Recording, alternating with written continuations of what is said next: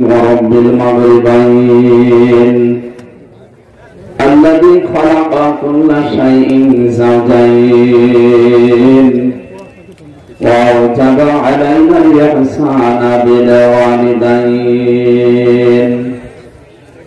ونشهد أن لا إله إلا الله وحده لا شريك له وأشهد أن محمدا عبده ورسوله سيد الكونين صلى الله عليه وعلى آله وأصحابه وأتباعه أجمعين ليلا ونهارا في الطرفين فقد قال الله تعالى في كلامه المجيد وبرهانه التوحيد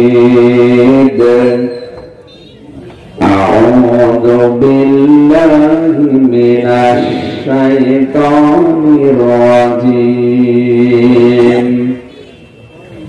بسم الله الرحمن الرحيم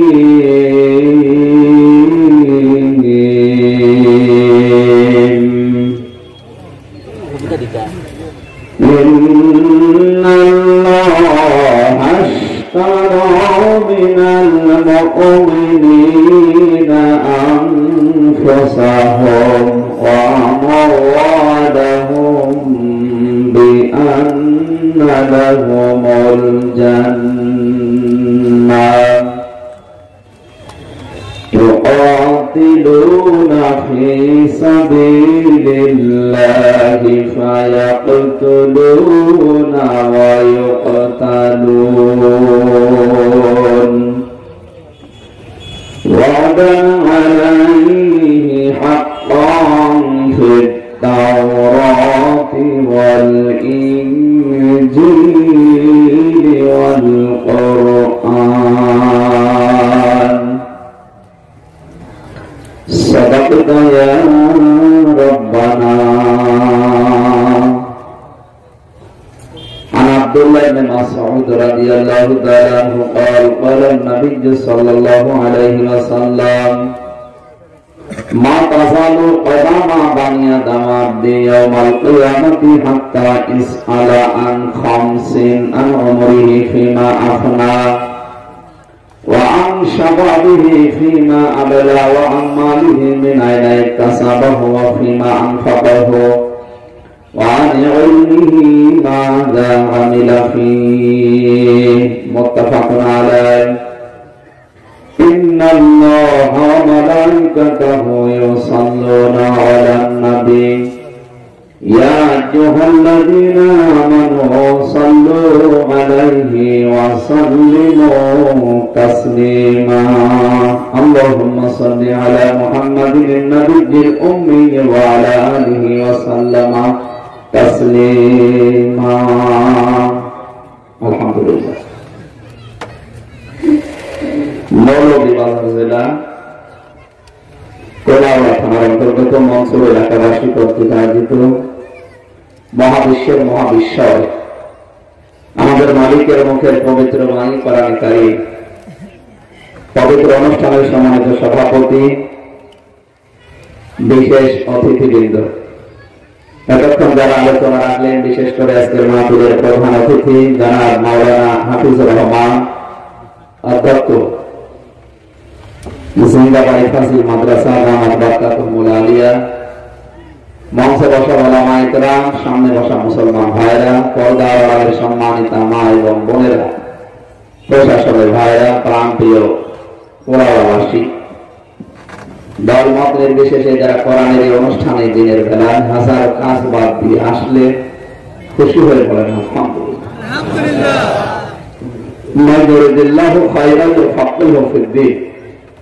আল্লাহ তাকে ভালোবাসেন, যার কল্যাণ চান তাকে কোরআনে কারীমের জ্ঞান দান করে। এখানে এসেছি শুধুমাত্র কোরআনের জন্য, নাকি কাউকে দেখানোকে? এটা কিন্তু এখন ক্লাস চলছে। কি চলছে বলেন তো? কোরআনের একটা ক্লাস চলছে, ছাত্র যেভাবে জবাব দেন, যদি বুঝে থাকে তাহলে জবাব দেবে। শুনতে এসেছি কি বলেন তো? কিভাবে উপস্থাপন করতে হয় মানুষের সামনে আল্লাহ শিখিয়েছেন নিজে। আমরা আল্লাহর শেখানো পদ্ধতিতে এগিয়ে যাচ্ছি। দেখি আল্লাহ কি বলে। আল্লাহ বলেন আলিফ লাম রা কিতাবুন উনজিলা ইলাইকা ফালা ইয়াকুন ফি সাদরিকা হারাজুম মিনহু লিতুনদিরা বিহি ওয়া যিকরা লিল মুমিনিন। হে নবী, কোরআন আপনাকে আমি এই জন্য দিয়েছি, ফালা ইয়াকুন ফি সাদরিকা, আপনার মনের ভেতরে যেন কোনো সংকীর্ণতা, সংশয়, সন্দেহ, দ্বিধা, দ্বন্দ্ব এগুলো কাজ না করে। কি করতে যে কোরআন দিয়ে মানুষদেরকে সতর্ক করতে গিয়ে অযিকরাবিল মুমিনিন, কোরআন মুমিনদের জন্য উপদেশ।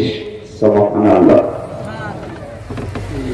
এখানে হারাজুন শব্দের ব্যাখ্যা হয় দুইটা। এক নম্বরে আপনি যখন কোরআনের কথা বলতে যাবেন হয়তো অনেকেই অবিশ্বাস করবে, এরকম মানুষ মুসলমানদের ভেতরে অন্তত নেই, আছে না? আন্দাজে কথা বলবেন। কোন মুসলমান যদি সে দাবি করে কোরআন শোনার পরে অবিশ্বাস করে, বিশ্বাস করে না, এরকম মানুষ পৃথিবীতে নেই, তাহলে শুধু মুসলমান না। কথা বলবেননি? দ্বিতীয় নম্বরে আপনি যখন কোরআনের কথা বলতে যাবেন, সমাজে আহ্বান কাল থেকে অনেক নিয়ম নীতি চলে আসছে যেগুলো মানুষ ইসলাম মনে করে পালন করে। আপনি কোরআনের সঠিক ব্যাখ্যা বিশ্লেষণ যখন তুলে ধরবেন তখন ওইগুলোর সাথে মিলবে না। ওই মানুষগুলো তখন আপনার এই কথা মানতে চায়, করবে, বিরোধিতা করবে। এরকম পজিশন দুনিয়ায় আসতে পারে, এটা আল্লাহ জানে না নাকি? বলেন বলেন। তাহলে হারাজুনের ব্যাখ্যা কয়টা পেলাম? এক নম্বরে কোরআন শোনার পরে অবিশ্বাস করে, এরকম মানুষ মুসলমানদের ভেতরে নেই। দ্বিতীয় নম্বরে সমাজে প্রচলিত কিছু বানানো ইবাদতের সাথে কোরআনের নিয়ম নীতির মিল নেই, যেগুলো বাংলাদেশে বেশি চলে। আমরা সামনে যাবো ইনশাআল্লাহ। যে বানানো ইবাদত গুলো দিয়ে মানুষকে বোকা বানিয়ে, ধোঁকা দিয়ে অনেকেই ব্যবসা করে খাচ্ছে। কথা যদি না বোঝেন আমি সামনে যাব না। এই পর্যন্ত বুঝেছেন? কোরআনের কথায় বাধা দেয় এক প্রকার মানুষকে, যারা বোঝে না, না বুঝে বাধা দেয়, ওটা আলাদা ব্যাপার। কিন্তু বোঝা শোনার পরে বাধা দেয় তারা, যারা দেখে আবহমান কাল থেকে অনেক নিয়ম নীতি ধর্ম বলে আমরা পালন করছি, সেইগুলোর সাথে তো কোরআনের আলোচনার মিল নেই। যখন ওই মানুষগুলো বোঝার পরেও না বোঝার ভান করে থাকে, এমনকি ওরা বিশ্বাস করে আমির হামজা বানিয়ে কথা বলবে না, ও যা বলছে সত্য কথা বলছে। কিন্তু কিন্তু কি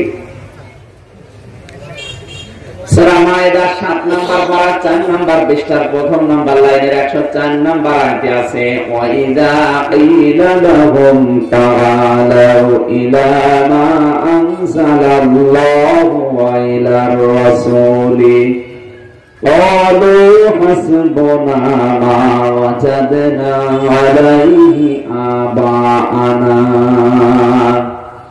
আওয়ালাউ কানা আবাউহুম লা ইয়াকিলুনা শাইআন ওয়া লা ইয়াহতাদুন।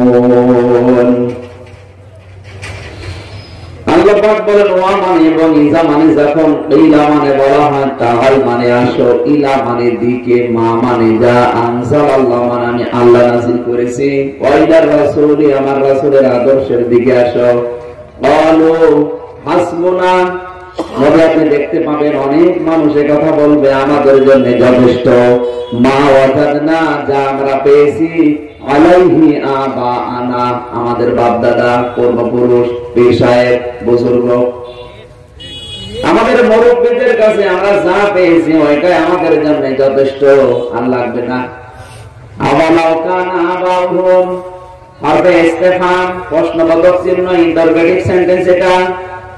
আল্লাহ বলেন যদিও তাদের এই বাপ দাদা, পূর্বপুরুষ, মুরব্বীরা, এই পীর সাহেবরা লা ইয়াকিলুনা শাইআ তেমন কিছু বুঝতো না, ইসলাম সম্পর্কে বলা ইয়াহতাদুন হেদায়েতের উপরেও ছিল না, এরপরও অন্ধভাবে তাদেরকে ওরা মেনে চলবে, আপনার কথা মানবে না।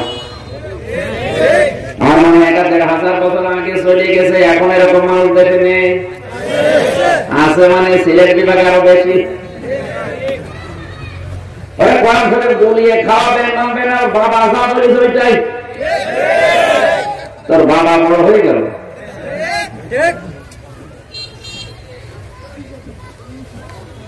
এদের কোরআন উপস্থাপন করার ধরনে আল্লাহ শিখিয়েছেন হারাদুন মিনহু লিতুনজিরা বিহি। আপনার মনের ভেতরে কোনো সংশয়, সন্দেহ, দ্বিধা, দ্বন্দ্ব, ভয়, ভীতি কিছু যেন কাজ না করে যখন কোরআন প্রচার করবেন ওই সময়। এখন আমি কি প্রচার করছি বলেন বলেন? কোন ভয় ভীতি আমার ভেতরে আসলে সঠিক কথা আসবে সুতরাং সব বাদ, যা হবে কালকে নাকি অন্তত আমি চলে যাই। এরপরে যতটুকু আয়াত পড়েছি আয়াতের উপরে মেসেজ করে তাফসীর আকারে কথা বলবো ইনশাআল্লাহ। আল্লাহ যেন আমাকে তৌফিক দেন আর আপনাদেরকে ধৈর্য ধারণ করে শোনার পরিবেশ দান করেন। আর রাসূলের উপরে দরুদ আর সালাম পাঠ করে নিলাম, যিনি কিয়ামতে আমাদের জন্য সুপারিশ করবে। কার জন্য? মানুষের মরণের পরে যত রকমের সম্পর্ক আপনার দুনিয়ায় থাকে সব কাট হয়ে যায়। না এখানে কথা বলেছে কি পানি লাগবে না ভাই, একেবারে মরবেন না, চুপ করে বসে। মরণের পরে মানুষের যত সম্পর্ক আছে সব শেষ, সব ছিন্ন হয়ে যাবে, কাট হয়ে যাবে, কোন সম্পর্ক আর বাকি থাকবে না। কথা বুঝেছেন? তাহলে আমার এই সম্পর্ক আছে আপনার সাথে কতদিন? যতদিন মরণ না আসে, চোখ বন্ধ হলে শেষ।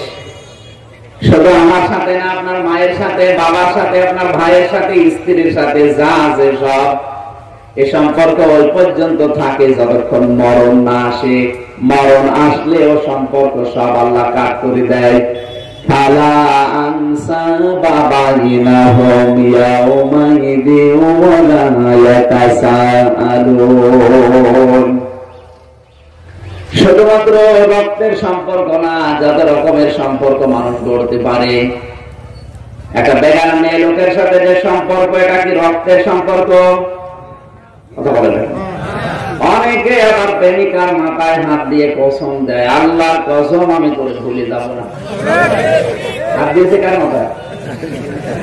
পুরাটাই হারাম, কসম দিচ্ছে আল্লাহর না। এই যে সম্পর্কটা কতক্ষণ পর্যন্ত আপনার থাকবে? যতক্ষণ চোখ বন্ধ না হবে। হয়তো আছে চোখ বন্ধ হলে প্রেমিকা আর প্রেমিকা থাকবেন, ও শত্রু হবে। এটা তো আমি বানিয়ে বললাম, প্রেমিকা যে শত্রু হবে এটা আমি বানালাম। এই আয়াতের শেষের দিকে আছে ইয়াউমাইযিন ওয়ালা ইয়াতাসাআলুন। আপনার যে মায়ের কথা, বাবার কথা, আপনার প্রেমিকার কথা জিজ্ঞাসা করবেন, ওরকম মনও থাকবে না।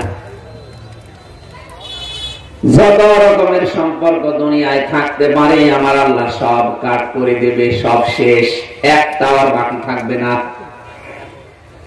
হাদিসে পড়েছি ঈসা নবীর মতো এত বড় পাওয়ারফুল নবীও কিয়ামতের ওই কঠিন ময়দানে ডাক দিয়ে বলবে, আল্লাহ আমার মা মরিয়মের ব্যাপারে আমার কোনো কথা নেই, ওনাকে কি করবা, জান্নাতে না জাহান্নামে দিবা আমি জানি না, তুমি আমাকে বাঁচাও। কি বুঝলেন বলেন তো? এত বড় পাওয়ারফুল নবী যদি মায়ের পরিচয় দিতে রাজি না হয়, কে আছে আপনার দুনিয়ায় যে আপনার পরিচয় দেবে? যারা ধান্দা খুলে বসে আছে তাদের কোনো চিন্তা নেই, আমি আছি, ওটা আর ধান্দাবাজ। মা যদি বলে 500 বছর পর্যন্ত মায়ের পা ধরে অনেকে পড়ে থাকবে, এটা তাফসীরে ফি জিলালিল কোরআনে আছে। সাইয়্যিদ কুতুব বলেন 500 বছর অনেকে মায়ের পা ধরে থাকবে, 500 বছর পরে মা ওর মুখে লাথি দিয়ে বলবে, দুনিয়া আমার বিয়ে হয়নি, করে বাবু কোথায়? সিলেট বাসে মগজ যদি মাথায় থাকে, চিন্তা ভাবনা করেন ঠান্ডা মাথায়, মা যদি কথা বলতে পারে 500 বছর পর আপনার দুনিয়ায় আর পরিচয় দেওয়ার মতো তো আমি কাউকে পাচ্ছি না। আপনি পেয়েছেন? পেয়েছেন? ঈসা নবী, ইব্রাহিম নবী, নিজের মা নিজের বাবা যদি কথা বলে পালিয়ে যায়, আমার বিশ্বাস অনেক পীর কিয়ামতে বলবে, আল্লাহ আমি পীর ছিলাম না। বলবে, কারণ যদি বলে আমি পীর ছিলাম তাহলে মুরিদকে সমস্যা করবে না। এখানে বলবে আল্লাহ আমি পীর ছিলাম না, মুরিদ কিসের মুরিদ? যদি বলে তুই কি ছিলি, বললাম তাও জানি না। ও নিজের পরিচয় নিজেও দিতে ভয় পাবে, কারণ আল্লাহ জাব্বার কাহার নাম যখন ধারণ করবেন নবীজি পর্যন্ত মাথা তুলতে সাহস পাবে না, সেজদায় পড়ে থাকবে, তাও 50,000 বছর।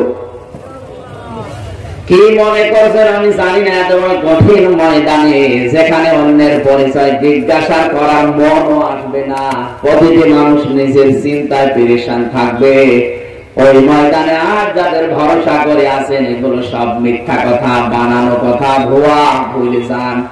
আপনার পরিচয় থাকবে শুধু আপনার নিজের নেক আমলের উপরে। আল্লাহ আমাদেরকে বুঝতেন, সঠিকভাবে বোঝার তৌফিক দেন। কেউ যখন পরিচয় দেয় না, প্রত্যেকেই নিজের চিন্তায় ব্যস্ত, হঠাৎ ডান দিক থেকে একটা আওয়াজ ভেসে আসবে, রব্বি হাবলি ইয়া উম্মতি। তিনি বলবেন আল্লাহ তুমি আমাকে বাঁচাও, তিনি বলবে আল্লাহ তুমি আমার উম্মতকে বাঁচাও। এই উম্মত তো অনুম্মত, যেটা মদের ব্যবসা করে, ভারত থেকে ডাল নিয়ে আসে, ডাল মানে বাবার ব্যবসা করে, আবার এগুলো উম্মত নাকি? আপনাকে উম্মত হওয়ার জন্য যে শর্তগুলো আছে ওইগুলো পূরণ করা লাগবে। কেউ যদি নবীর উম্মত হতে চায় তাহলে 2টা কাজ তার জীবনে থাকাই লাগবে। কয়টা? আরো জোরে বলে। 1 নম্বরে সত্যকে সত্য জানার পরে দুনিয়া একদিকে গেলেও আপনাকে মানা লাগবে। না আমি বোঝাতে পারি না। সত্যকে সত্য যদি জানেন, যেটা সত্য বিষয়, দুনিয়া একদিকে যদি যায় আপনাকে একা হলেও দাঁড়িয়ে থাকা লাগবে। আর কোন কিছুকে আপনি ছোট মনে করতে পারবেন না, সে যে সৃষ্টি হোক। যারা সত্যকে সত্য বলে গ্রহণ করতে অনিচ্ছুক, মানতে চায় না, আর যারা কোন সৃষ্টিকে ছোট মনে করে, এই 2টা গুণ যাদের ভেতরে আছে ওগুলো নবীর উম্মত না। জোরে বলেন নাউযুবিল্লাহ। বাংলাদেশে আমরা যারা উম্মত দাবি করি রাসূলের, এই 2টা গুণ এখন আমাদের বেশি। 1 নম্বরে বলেছি যারা সত্যকে সত্য জানার পরে গ্রহণ করে না। এখানে আমি এসে কথা বলছি সূরা তাওবার 111 নম্বর আয়াত থেকে। অন্তত এখানে মুসলিম যারা বসে আছে, যারা বিশ্বাস করে না, ও বাবার কথা বলবে না, ও বানানো কথা বলবে না, ও সঠিক কথা বলবে। কথা শোনার পরে দেখবে কি ওকে আমার হুজুরের মুরিদ নাকি দেখি, যে দেখেন না এটা আমার হুজুরের মুরিদ নাই, আমার দলের লোক না, সত্য হওয়ার পরও তখন মানে না। কথা বলে দেখেন, এই যে সত্যকে সত্য জানার পরে যারা অহংকার করে, হিংসা করে, মানে না, এরা হচ্ছে ইহুদি আর খ্রিস্টান। প্রতিদিন আপনি সূরা ফাতিহার ভেতরে শেষ আয়াত যেটা পড়েন ওটা কিন্তু একটা বড় দোয়া, গায়রিল মাগদুবি আলাইহিম ওয়ালাদ-দাল্লিন।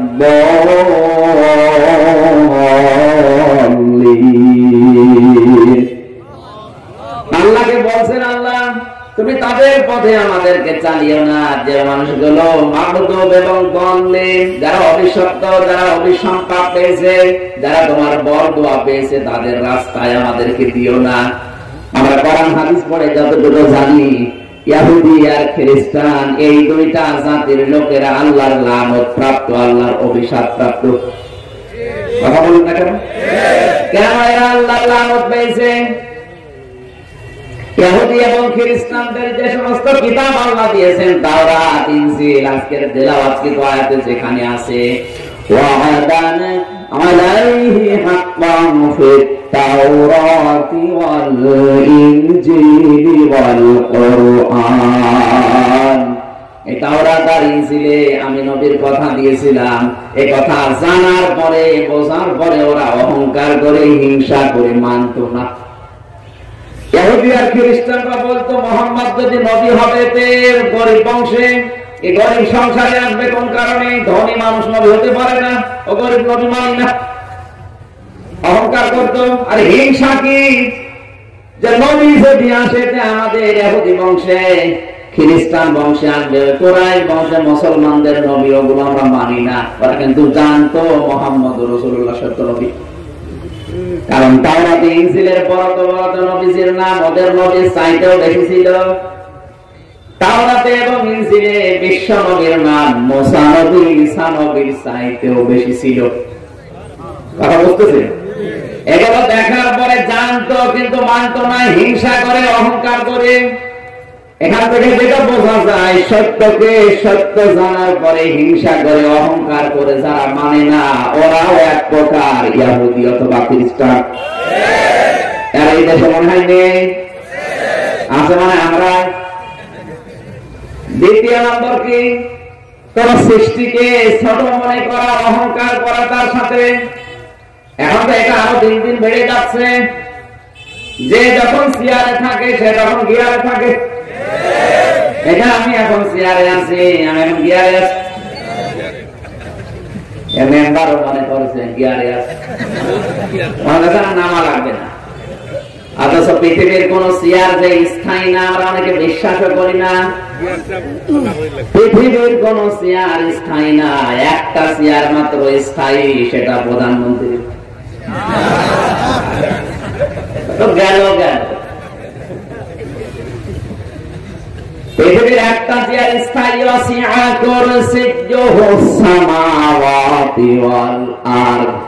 আসমান আর জমিন পরিব্যাপ্ত হয়ে আছে, যার চেয়ার তার নাম কি? ওই একটা চেয়ার, তাছাড়া কোন চেয়ার স্থায়ী না। এই জন্য চেয়ারে বসলে লাভ দেওয়া এটা বোকামি। অনেকে চেয়ারে বসে মনে করে কি হলো রে, হনুমান দিক।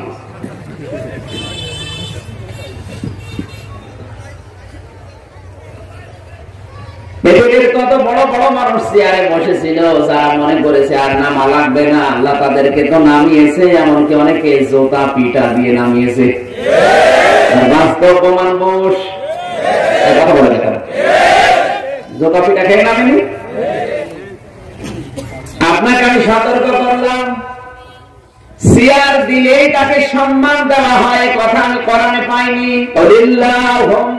মালিকাল মুলকি তুতিল মুলকা মান তাশা ওয়া তানজিউল মুলকা মিম্মান তাশা ওয়া তুইজ্জু মান তাশা ওয়া তুযিল্লু মান তাশা বিয়াদিকাল খায়র ইন্নাকা আলা কুল্লি শাইইন কাদির। সূরা আলে ইমরানের 26 নম্বর আয়াতে আল্লাহ তাআলা জানিয়েছেন, নবী আপনি বলুন, ক্ষমতায় দেওয়ার মালিক আমি, যাকে ইচ্ছা দেই, যাকে ইচ্ছা নামিয়ে দেই। এই আয়াত পড়ার পরে কিন্তু এটা নেই যে ক্ষমতায় দিলেই তাকে সম্মান দেওয়া হয়, এ কথা নেই। অথচ পৃথিবীর চাক্ষুষ প্রমাণ অনেককে আল্লাহ ক্ষমতার চেয়ারে বসিয়ে চরম ভাবে অপমান করেছে। এই জন্য যারা সত্যকে সত্য জানার পরে মানতে চায় না, হিংসা করে, অহংকার করে, আর কোন সৃষ্টিকে যারা ছোট মনে করে, এই মানুষগুলো রাসূলের উম্মত এখন হতে পারেনি। কিয়ামতের দিন নবীজি এদের জন্য সুপারিশ করবে না। আর বিশ্ব নবী যদি কারোর জন্য সুপারিশ না করে, ও জান্নাত পাবে না। আল্লাহ আমাদেরকে ছোট কথাটা অনুধাবন করার তৌফিক দিন, জোরে বলেন আমিন। পবিত্র কোরআনের সূরা তাওবা 111 নম্বর আয়াতের মাত্র অর্ধেক পড়েছি। আমাকে আল্লাহ যতটুকু জ্ঞান দিয়েছে, আমার মনে হয় আয়াতে যত কথা সাজানো আছে, আমার সারা জীবন যদি আমি আলোচনা করি, সারা জীবন লেগে যাবে, শেষ হবে না। কোরআনে কারীম জবান খুলে একবার একটু পড়েন, আউযু বিল্লাহি মিনাশ শাইতানির রাজীম, বিসমিল্লাহির রহমানির রহিম।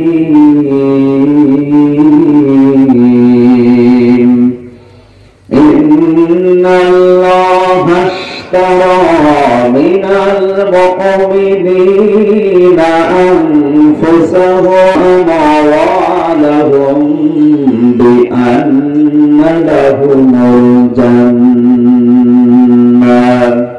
সাদাকাল্লাহু রাসূল। কোন সূরা জানো? তাওবা। জবান খোলেন না কেন? কিছু জিন্দা ওলি বসে আছে, ও জবান খোলেন। সূরার নাম কি বললাম? ছাত্রের মতো বলেন কি? তাওবা মানে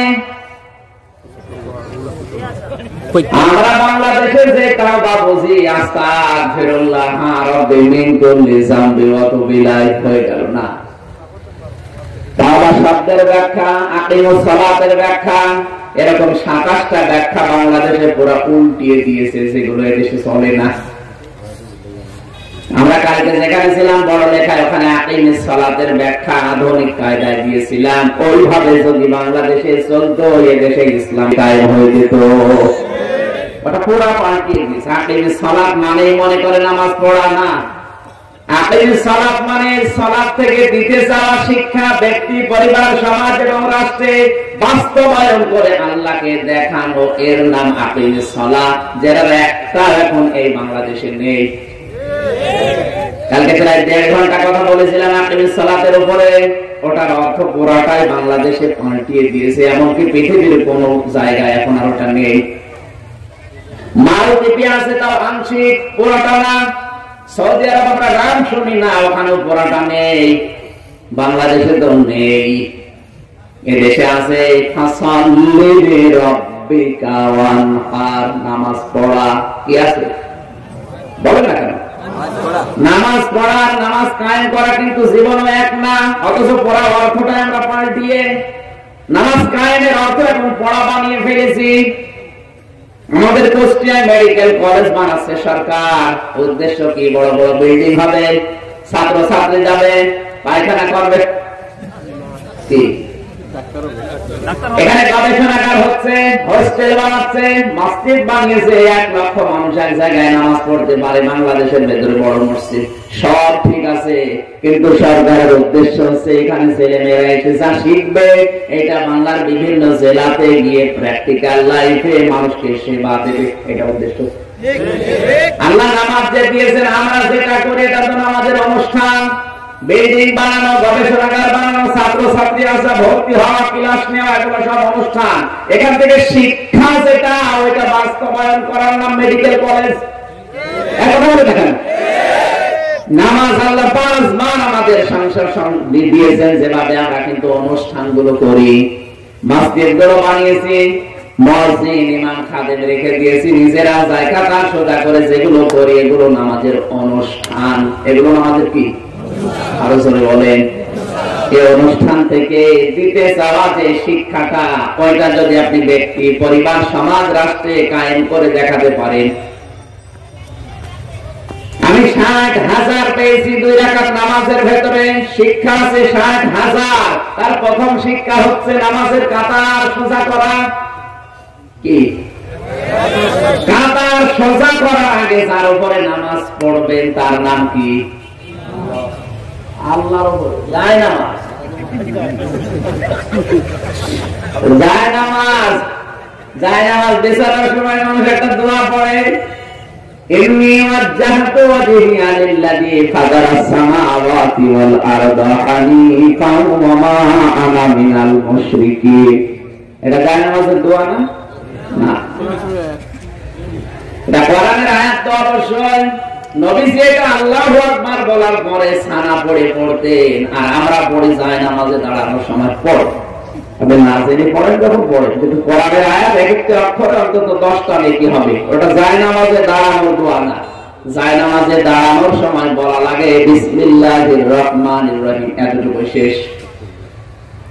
দাঁড়ানোর আগে যে সমস্ত শিক্ষাগুলো আছে, তার অন্যতম শিক্ষা হচ্ছে শরীর পাক, কাপড় পাক, নামাজের জায়গা পাক। এগুলো নফল না ফরজ? বলেন না কেন? এখানে ফরজ বিষয় কয়টা আছে বলেন তো? এই স্টেজে 13টা। 2টা ফরজ মানে মৌলিক। ফরজ মানে জিন্দাওয়ালি ভাই, আমি মনে কোন কারণে আপনি জবাব দিতে পারেন না। ফরজ মানে কি? মৌলিক বিষয়। বলেন না কেন? এখানে মৌলিক বিষয় হচ্ছে যে খুঁটিগুলো আর সামিয়ানা। খুঁটি আর সামিয়ানা যদি না থাকে কেউ স্টেজ বলবে? বলেন না কেন? এবং অমৌলিক কিছু জিনিস আছে যেগুলো না থাকলে স্টেজ হয়। এই যে পানির বোতল, এই টিস্যু, এই ঘড়ি, এই যে মাইক, চেয়ার, এগুলো কি মৌলিক না অমৌলিক? একটা বিষয় যদি তৈরি করতে হয়, মৌলিক বিষয় কম লাগে, অমৌলিক বিষয় অনেক লাগে, কিন্তু ওগুলো সব মিলে একটা মৌলিক বিষয়ের সমান না। এখানে মৌলিক বা ফরজ বিষয় পেয়েছি সামিয়ানা আর খুঁটি। নামাজের ভেতরে আর বাইরে আল্লাহ মৌলিক কিছু বিষয় দিয়েছেন, যেগুলো ফরজ হিসাবে আমরা জানি 13টা। কয়টা? নামাজের ভেতরে ফরজ বেশি না বাইরে? বাইরে। বাইরে যে ফরজ গুলো বেশি আছে তার একটা বেশি কি কোন এলাকায় আসে? ছাত্র কি ছাত্র? এক ছাত্র এসে বলছে, স্যার হয় ছুটি দেন না আমি গেলাম। স্যার চিন্তা করছে এই যে পজিশনে আছে এর ছুটি দিলেও যাবে ও না দিলেও যাবে, ডাক দেওয়া যায়। তার রোল নাম্বার কত? বছর 82। ক্লাসে ছেলে মেয়ে কয়টা? 82টা। 82টা ছেলে মেয়ে ক্লাসে, ওর রোল নাম্বার 82। ও খুব ভালো ছাত্র, ওর জীবনের কোন উদ্দেশ্য আছে? তা আপনি যে কায়দা জবাব দিয়েছেন আপনার রোল নাম্বার কত? ও বলছে 82। তো ওর তো কোনো উদ্দেশ্য নেই, ও এসেছে দেখাশোনা করছে চলে যাবে। না, আমরা এটা চাই না, আমরা 1 2 3 চাই। কি কথা বলেন না কেন? আর যদি ওইরকম না হয়ে থাকেন, আপনার কিন্তু যে পজিশনে আছেন আপনি নেমে যাবেন।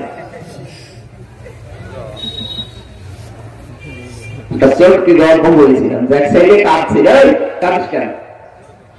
রেজাল্ট দিয়েছে, রেজাল্ট দিয়ে মানুষ আরো হাসি খুশি করে, তুই কাঁদিস কেন? ফেল করেছিস? বলছেন না।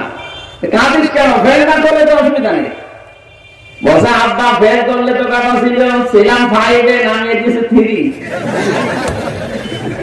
করলে তো ক্লাসে থাকতে পারতাম। 5 থেকে একবারে 3, তার মানে 5 উঠতে এখন 3 বছর লাগবে। আমি তো খালি এমনি না, তাহলে তো জবাব দেবে। নামাজের বাইরে যে ফরজ একটা বেশি, সেটা হচ্ছে শরীর পাক। কি পাক? বলেন বলেন। এই শরীর মানে আমার 3.5 হাত বডি না, না। এই শরীর মানে শুধু 3.5 হাত বডি না। এই শরীর বলতে আমার এই বডি, পরিবার, সমাজ, রাষ্ট্র, দুনিয়া। আল্লাহ নবী এজন্য জানিয়েছেন তামাম দুনিয়ার মুসলমানের একটা শরীরের মতো। কুষ্টিয়াতে যদি কোনো মুসলমান কষ্ট পায়, এই মৌলভী বাজারে বসে আপনাকে আহ করা লাগবে। যদি এটা না হয় তাহলে বুঝবেন আপনার ইমানের ভেতরে প্যারালাইজ। আমার এই হাত যদি প্যারালাইজ হয়ে যায়, এখানে যদি কেউ কামড় দেয় আমি ব্যথা পাবো, অথচ হাত আছে না নেই? হাত থাকার পরও আমি টের পাই না, কারণ এর কার্যকারিতা নষ্ট হয়ে গেছে। তামাম দুনিয়া বলতে শুধু কুষ্টিয়া না, আমেরিকায় যদি কোনো মুসলমান কষ্ট পায়, এখান থেকে যদি আপনার কষ্ট না লাগে, বুঝবেন আপনার ঈমান নষ্ট হয়ে গেছে। তাহলে শরীর বলতে নবীজি ইঙ্গিত দিয়েছেন কি 3.5 হাত বডি না তামাম দুনিয়া? আরো জোরে বলেন। এই 3.5 হাত বডি পরিষ্কার পবিত্র করতে হলে সাবান লাগে, শ্যাম্পু লাগে, সোডা লাগে, পানি লাগে, নাকি?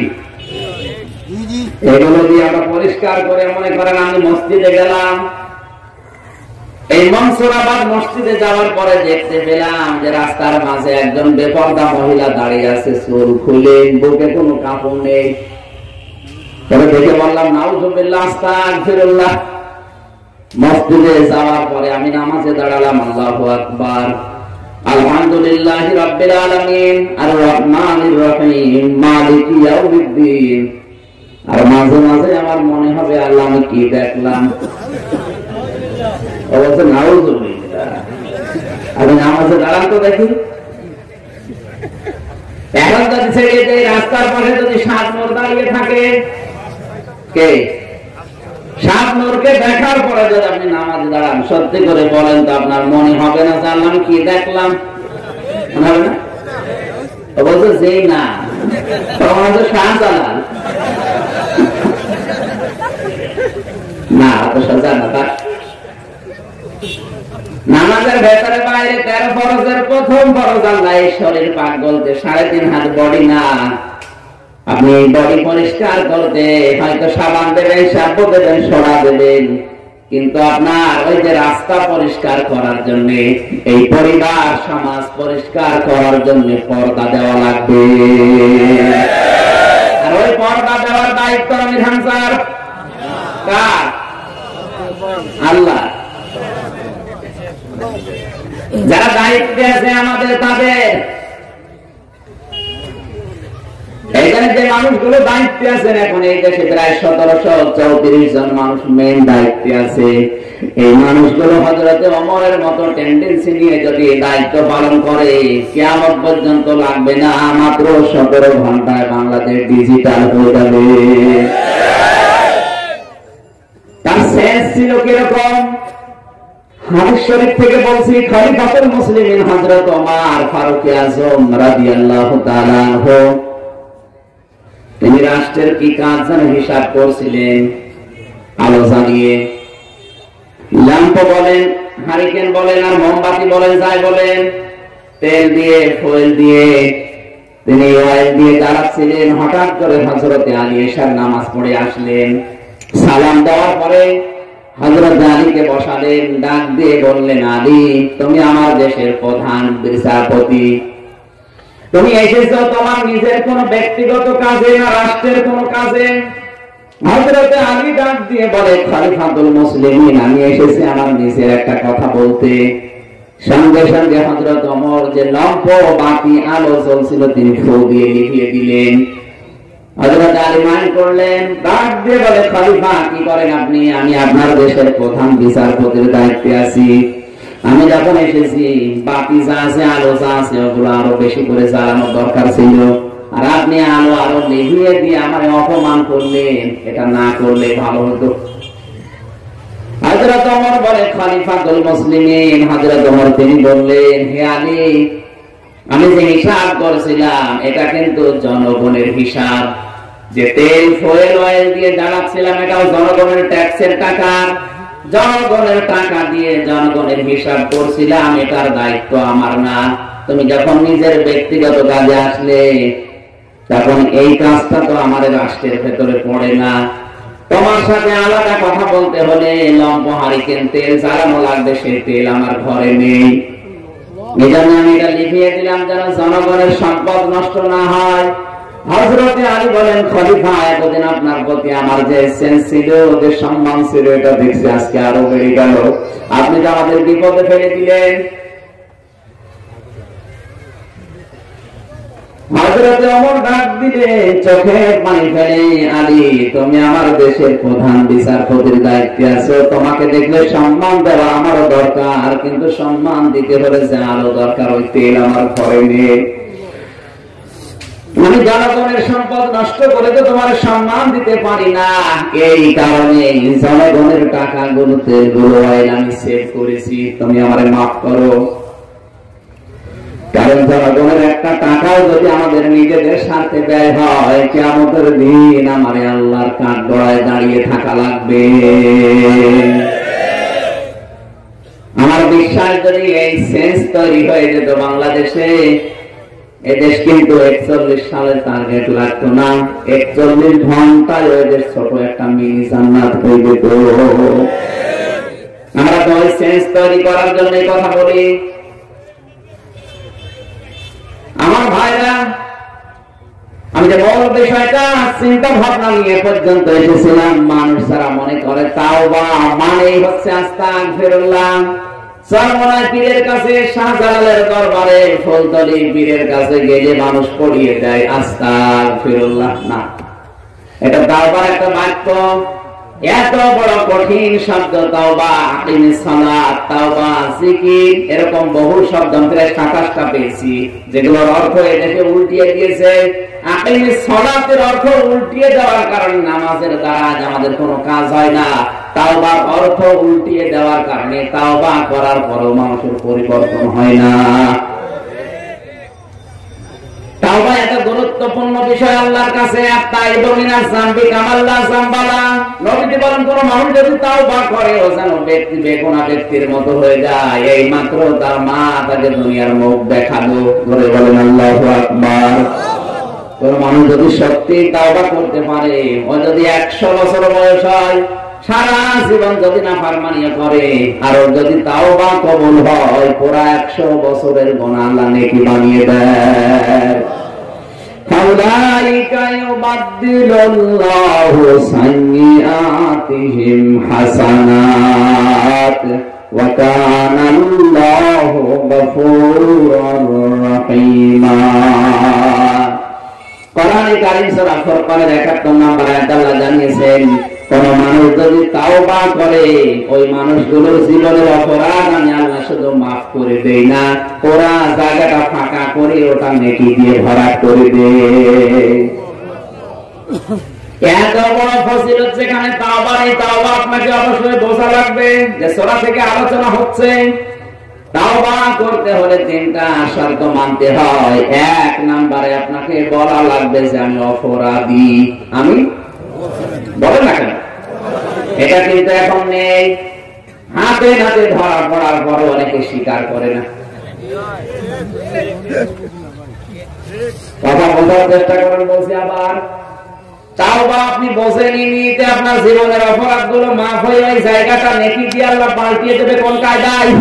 আপনি তো অপরাধ করার পরে স্বীকৃতি দেওয়া লাগবে। 1 নম্বরে আপনি হাতে নাতে ধরা পড়েছেন, স্বীকারও করেন না।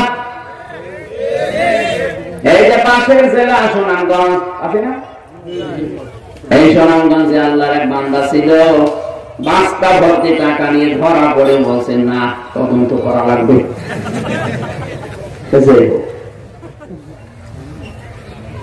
আপনি স্বীকৃতি দিতে চান না কেন বলেন তো?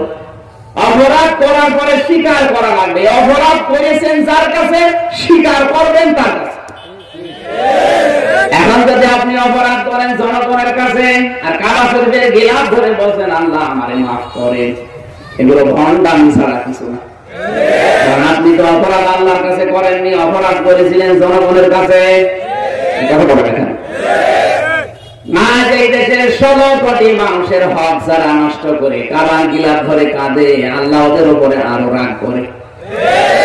স্বীকার করার জায়গা পাও না, আগে জনগণের কাছে যাও। তুমি তো আল্লাহর হক নষ্ট করোনি, হক নষ্ট করেছো জনগণের। আগে ওদের অধিকার ফিরিয়ে দাও, দিয়ে বলো আল্লাহ আমাকে মাফ করো, আমি মাফ করব। এই হক কোন হক আল্লাহ জানে, আমরা জানি না। জানি কি হক আমরা তো জানি, আজকে বলে অত জোরে বলার দরকার। এখানে যে কোনো অধিকার আপনি নষ্ট করবেন, যার কাছে ক্ষমা চাবেন, বলেন না কেন? আপনার কারণে কত মানুষ বিনা অপরাধে 10 বছর বাড়ি থাকতে পারে না। এটা একটু বেশি বলে ফেললাম। কিচ্ছু জানে না, হঠাৎ ঘরে ঘুমিয়ে আছে, চোখ বন্ধ করে চোখ খুলে দেখছে জেলখানার। কি গো, তুই গাছ কেটেছিস, তুই গাড়িতে আগুন লাগিয়েছিস, অথচ ও ঘুমিয়েছিল ঘরে। জেলখানায় আবার ঘুমিয়েছে, ঘুম থেকে উঠে দেখছে নিজের বাড়িতে।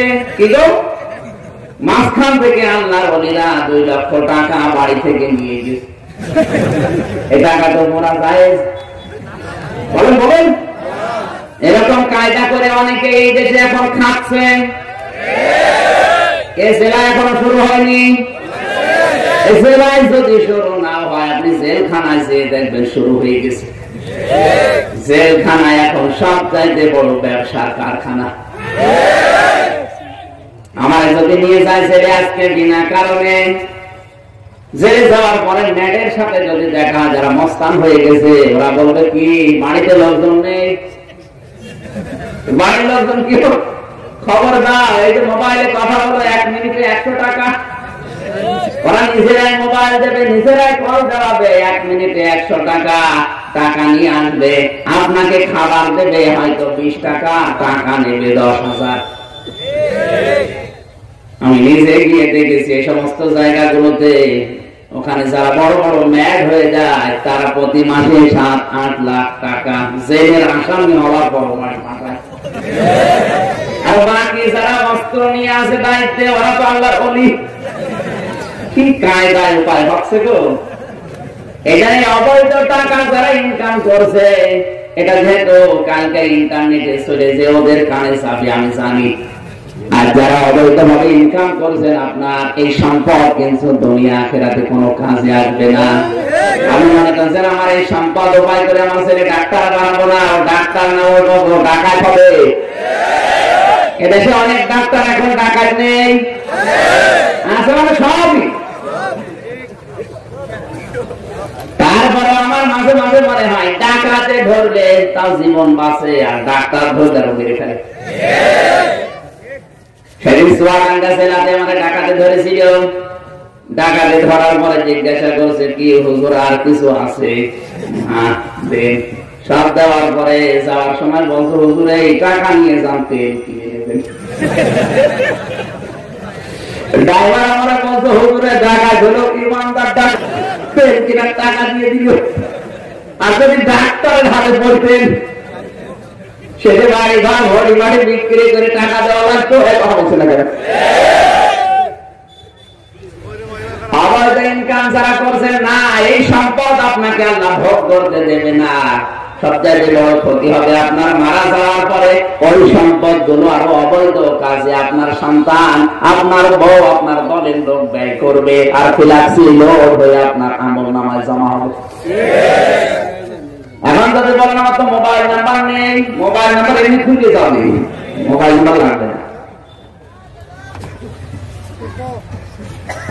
আমাদের এই মুহূর্তে সাবধান হওয়া দরকার। তাওবার কথা বলছিলাম, তাওবা করবেন তার কাছে, অপরাধ করেছেন যার কাছে। কথা বোঝা গেছে না? আপনি বোঝেন এটা যদি বাংলাদেশের মানুষ বুঝতো তার অধিকার আমরা ফিরে পেতাম। এদিকে তাকান, অপরাধ হবে যার কাছে, স্বীকার করবেন। আরো জোরে বলেন, অপরাধ যার কাছে স্বীকার হবে। আপনি অপরাধ যদি বোর কাছে করেন, বোর কাছে স্বীকার করেন যে আমার ভুল হয়ে গেছে। কোন বউ যদি স্বামীর কাছে অপরাধ করে তাকে স্বীকার করা লাগবে স্বামীর কাছে। আব্দুল্লাহ ইবনে মাসউদ থেকে বর্ণিত, বিশ্বনবী জানিয়েছেন এই পৃথিবীতে বুদ্ধিমান মহিলা তো ওইটা যে তিনটা কাজ দুনিয়ায় করে না। কয়টা? আরো জোরে বলেন। মেয়েরা আছে? সম্মানিত মা বোন যদি থাকেন আশপাশে, আপনাকে বলছে তিনটা কাজ কোন বুদ্ধিমান মহিলা করে না। এক নম্বরে স্বামীর কোন কথার উপরে, কাজের উপরে জেদ ধরে থাকে না। স্বামীর কথা কোন কাজের উপরে কোন মহিলা যদি জেদ ধরে থাকে, ওই মহিলা নেককার মহিলা নয়। দ্বিতীয় নম্বরে স্বামীর মুখের উপরে মাথা তুলে যারা জোরে গরম দিয়ে কথা বলে। আমার মনে হয় বেশি বলে ফেললাম নাকি? তিন নম্বরে নিজের বাবা মা আত্মীয় স্বজনের কথা শুনে স্বামীর বাড়ির লোকজনের সাথে যারা খারাপ ব্যবহার করে। যে তিনটা গুণ বললাম, আমার মনে হয় এই তিনটা গুণই এখন অধিকাংশ মানুষের বড় ভেতরে আছে। কার বড় ভেতরে আছে হাত তোলেন তো। একজন শুধু, তাও দুই হাত তুলেছিল, আবার নামিয়ে ফেলে ভয়ে। ঠিক আছে ভাই, না আমি হাসির খোরাকি দেই আছে। এখানে হাজারো মানুষ এরকম আছে যাদের বড় ভেতরে তিনটা গুণই আছে। স্বামীর সাথে জিদ ধরে থাকে, স্বামীর সাথে জিদ ধরে থাকে, স্বামীর মুখের উপরে জোর গলায় কথা বলে, আর বাবা মার কথা শুনে, নিজের বোনের কথা শুনে স্বামীর মা বাবার সাথে, স্বামীর বাড়ির লোকের সাথে খারাপ ব্যবহার করে। আল্লাহ এরকম বউ থেকে হেফাজত করুন, জোরে বলেন আমিন। আমার মনে হয় মহিলারা যে রাগা লেগেছে আগামী বছরে জেলায় আর আসতে দেবে না। মা বোন বউ যাদের আছে, সন্তান যাদের আছে, তাদেরকে আল্লাহ চক্ষু শীতলকারী কিভাবে বানাবে এই জন্য একটা দোয়া শিখিয়েছে।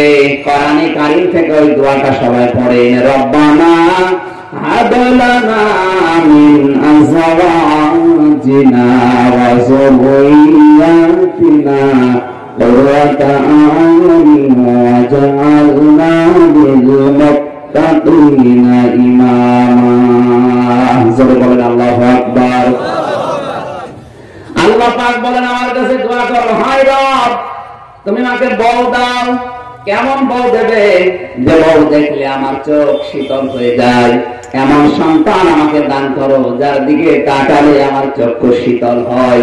আর তুমি আমাদেরকে মুত্তাকি পরহেজগার মানুষের নেতা, অভিভাবক, গাইডলাইন দাতা বানাও। জোরে বলেন আমিন। আমার ভাই, আমি আবার বলছি, তা আবার 1 নাম্বার শর্ত, অপরাধ যার কাছে স্বীকার করবেন। অপরাধ যদি করেন জনগণের কাছে স্বীকারও করা লাগবে। জনগণের কাছে জনগণের কোন হক যদি নষ্ট করেন স্বীকার করার দরকার নেই। যদি এই স্বীকার না করে আপনি আসমানে গিয়েও বলেন আল্লাহ আমারে মাফ করেন, আপনাকে মাফ করা হবে না। যদি মাফ করা হয় তাহলে এই আয়াত মিথ্যা। বাংলাদেশের মানুষ যারা আমরা আছি, যদি সবাই প্রত্যেকের জায়গা থেকে এই তাওবাটা করতে পারতাম, এই দেশের কোন মানুষ তার অধিকার হারাতো না। এটা কি রাজনীতি? আপনি করেছেন তাই। দ্বিতীয় নম্বরে অনুশোচনা করা লাগবে, অনুতপ্ত হওয়া লাগবে। অনুশোচনা আবার হওয়া লাগবে মন থেকে। এই যে বাচ্চাটা যদি এই মুরব্বীর সাথে বেয়াদবি করে, ইনি মেম্বার চেয়ারম্যান যারা আছে সবাই ডাক দিয়ে বলছে, এই বেটা এই মুরব্বীর কাছে মাপ চা। অবস্থায় মুরব্বী মাপ কর, হয়েছে মাপ চা হয়েছে। মাপ চাইতে হলে কি লাগে সেটা করেনি, বলছে মুরব্বী মাপ কর, না করলে গেলাম। এরা যদি মাপ হতে চাইতে হয় তাহলে মুরব্বী আমার ভুল হয়ে গেছে, আমি জীবনে এরকম করবো না, আপনি দয়া করি ছেলের সন্তানের মতো দেখে আমার মাফ করে দিয়ে এবার মাফ করবে না। আপনি তো এরকম মাফ চান না, আপনার আরো বৃদ্ধি বাড়ে। 3 নম্বরে তাওবার শর্ত হচ্ছে আমি জীবনে আর এই কাজ কোনদিন করবো না, জীবনের মতো আমি ফিরে আসলাম। এই 3টা শর্ত যারা মানতে পারে তাদের তাওবা কবুল করে পেছনের অপরাধ আল্লাহ নেকি বানিয়ে দেয়। সেরকম একটা সূরার মাত্র 1 আয়াতের 3 ভাগের 1 ভাগ পড়েছি। আল্লাহ পাক বলেন, আল্লাযী ইন্নাল্লাহা আশতারা মিনাল মুমিনিন, অবশ্যই আমি আল্লাহ ক্রয় করে নিয়েছি মুমিনদের কাছ থেকে। কার কাছে? জবাব দেন। অবশ্যই আমি আল্লাহ ক্রয় করে নিয়েছি মুমিনদের কাছ থেকে। আনফুসাহুম, তাদের জীবন, ওয়া আমওয়ালাহুম, তাদের সম্পদ, বিআন্না লাহুমুল জান্নাহ, বিনিময়ে তাদেরকে আমি জান্নাত দিয়ে দিয়েছি। এবার খেয়াল করেন, এখানে সরাসরি ক্রেতাকে না হয়নি। জবান খুলে বলেন ক্রেতাকে। বিক্রেতা না, এখানে বান্দার নাম নেই। আল্লাহ আব্দুল দিত, তাহলে আল্লাহ পাক বলেন আমি কিনতে চাই সাধারণ কোন বান্দার কাছে না, আমি কিনতে চাই আমার মুমিন বান্দার কাছে। তাহলে আপনি কিছু যদি বিক্রি করে জান্নাত পেতে চান তাহলে আপনাকে আগে মুমিন হওয়া লাগবে। কোন মুনাফিকের সম্পদ আল্লাহ কিনবে? এক কথা বলেন কেন? কোন কাফেরের সম্পদ আল্লাহ কিনবে? আল্লাহর যদি সম্পদের দরকার বেশি হতো তাহলে কারণের সম্পদ আল্লাহ কিনে নিত। বলেন বলেন, আল্লাহর সম্পদের দরকার না, আল্লাহর আপনার ইচ্ছাটা দরকার। আপনি যেহেতু বিক্রি করছেন জান্নাতের বিনিময়ে, যার একটা শিখের মূল্য তামাম দুনিয়া বিক্রি করলে হয় না, সেই হিসাবে তিনি যা দেবেন ওটা অবশ্যই দামি জিনিস। নাম কি? জান্নাত। বলেন নাম কি? তাহলে এখানে ক্রেতা সরাসরি আল্লাহ, বিক্রেতা শুধুমাত্র মুমিনরা। এখন মুমিন আছে কয়জন বাংলাদেশে মিলান? তাম দুনিয়ায় 228টা রাষ্ট্র আছে, তার ভেতরে বাংলাদেশ একটা রাষ্ট্র। 750 কোটি মানুষ আছে, এর ভেতরে 150 কোটি 175 কোটি মুসলিম। 175 কোটি বলেন বলেন। তাহলে আল্লাহ কিন্তু 750 কোটি মানুষের সম্পদ জীবন কিনতে চায় না। তাদেরকে আল্লাহ, তারা কিনতে চাইলে আল্লাহ বেচবে না। জান্নাতের বিনিময়ে তাদের কাছে আল্লাহ তাদের জীবনও নেবে না, সম্পদও নেবে না, নেবে শুধু 175 কোটি মুসলমান যারা দাবি করছে তাদের। এখন মুসলমান আপনি আছেন কিনা, মুমিন আছেন কিনা, এটা আপনাকে আগে জানা লাগবে। কথা বলেন, আপনি যে মুমিন, আপনার কাছ থেকে আল্লাহ কিনবে, আপনি মুমিন কিনা আপনাকে জিজ্ঞাসা করা হবে। রাসূলের কাছে এক সাহাবী এসে বললেন, হে নবী, আমি যে মুমিন, আমার ঈমান আছে, আমি কিভাবে টের পাবো? আল্লাহর নবী বলেন ইদা সাররাতকা হাসানাতুকা ওয়া সাআতকা সাজ্জিয়াতুকা ফাআনতা মুমিন। যখন তোমার ভালো ভালো কাজগুলো তোমাকে আনন্দ দেবে আর অন্যায় কাজগুলো তোমাকে কষ্ট দেবে, তখন তুমি বুঝবে তোমার ঈমান আছে। এ বাংলাদেশে ভালো কাজ সবার কাছে ভালো লাগে এত আসতে বলেন না। এই দেশে ভালো কাজ সবার কাছে ভালো লাগে, মন্দ কাজ সবার কাছে মন্দ লাগে না। অনেকে আনন্দ নিয়ে পড়ছে, তার মানে ভালো কাজ যাদের কাছে ভালো লাগে না, অন্যায় কাজ যাদেরকে কষ্ট দেয় না, বুঝতে হবে ওর গাড়ি থাকতে পারে, জুব্বা থাকতে পারে, নামাজ থাকতে পারে, পাগড়ি থাকতে পারে, ওর ঈমান নেই।